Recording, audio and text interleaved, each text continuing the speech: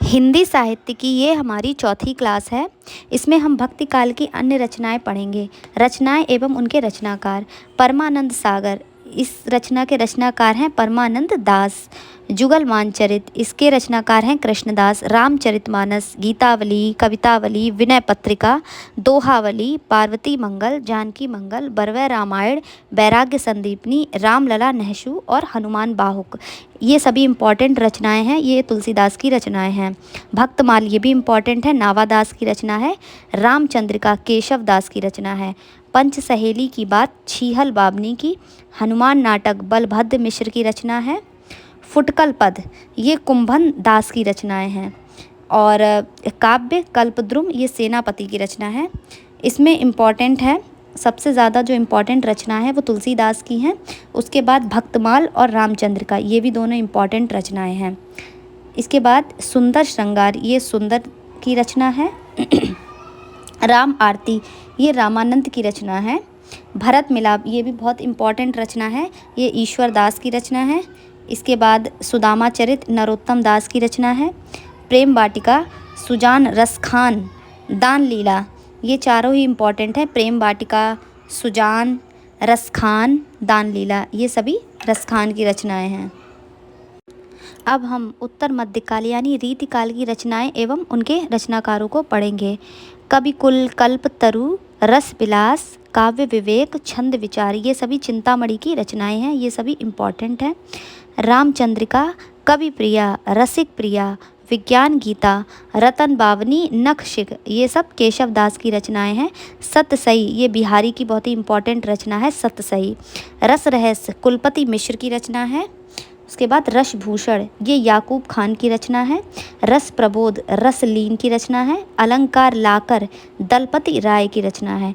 रसराज ललित ललाम अलंकार पंचाशिका, ये मतीराम की रचना है।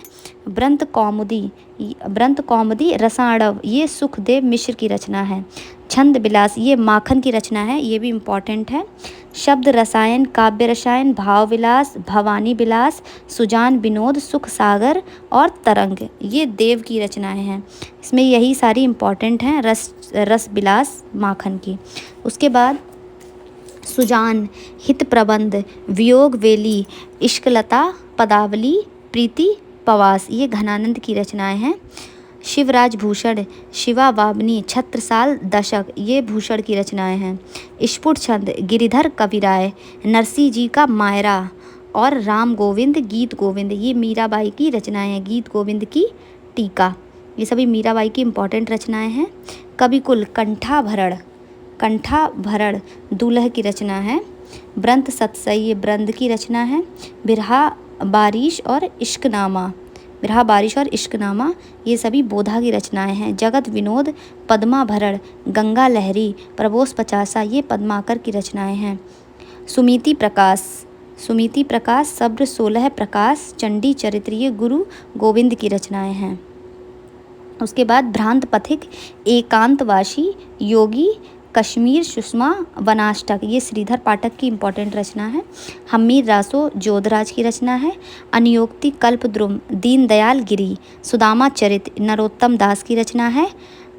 रास पंचाध्यायी, नगर शोभा, रहीम सतसई, ये रहीम की इम्पॉर्टेंट रचनाएं हैं। सुजान रसखान और प्रेम वाटिका, ये रसखान की रचनाएं हैं।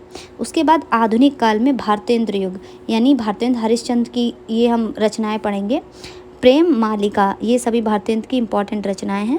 प्रेम मालिका, प्रेम सरोवर, गीत गोविंदानंद, वर्षा विनोद, प्रेम विनय पचासा, वेणु गीत, प्रेम फुलवारी, उर्दू का स्यापा, बंदर सभा, भारत वीरता और प्रेम प्रलाप, ये भारतेंद्र की रचनाएं हैं, भारतेंद्र हरिश्चंद्र की।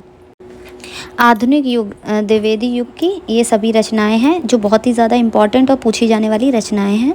इसमें प्रिय प्रवास, पद प्रसून, चौखे चौपदे, रस कलश, वैदेही वनवास, बोलचाल, प्रेम प्रचंप और प्रेमाम्बु प्रवाह, ये सभी इम्पॉर्टेंट रचनाएं अयोध्या सिंह उपाध्याय हरिऔध की। इसमें प्रिय प्रवास और वैदेही वनवास बहुत ही ज़्यादा पूछी जाती है। उसके बाद उद्धव शतक, गंगावतरण, रत्नाष्टक, श्रृंगार लहरी, हिंडोला, समालोचनादर्श, प्रकीर्ण और गद्यावली, ये सभी जगन्नाथ दास रत्नाकर की रचनाएं हैं। और मैथिली शरण गुप्त की ये सभी इम्पोर्टेंट रचनाएं हैं।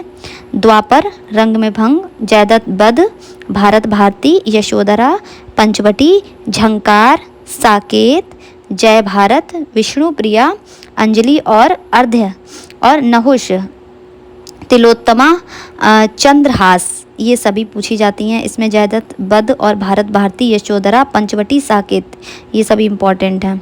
उसके बाद श्रीधर पाठक की रचनाएं क्या हैं? वनाष्टक, कश्मीर सुषमा, भारत गीत, बाल विधवा। श्रीधर पाठक को हमने रीतिकाल में भी पढ़ा था और ये द्विवेदी युग में भी हैं और ये सभी इनकी इम्पॉर्टेंट रचनाएं हैं। उसके बाद बाल मुकुंद गुप्त, स्फुट कविता, ये सभी इम्पॉर्टेंट रचनाएं हमने पढ़ी। आगे पढ़ने के लिए हमारे चैनल को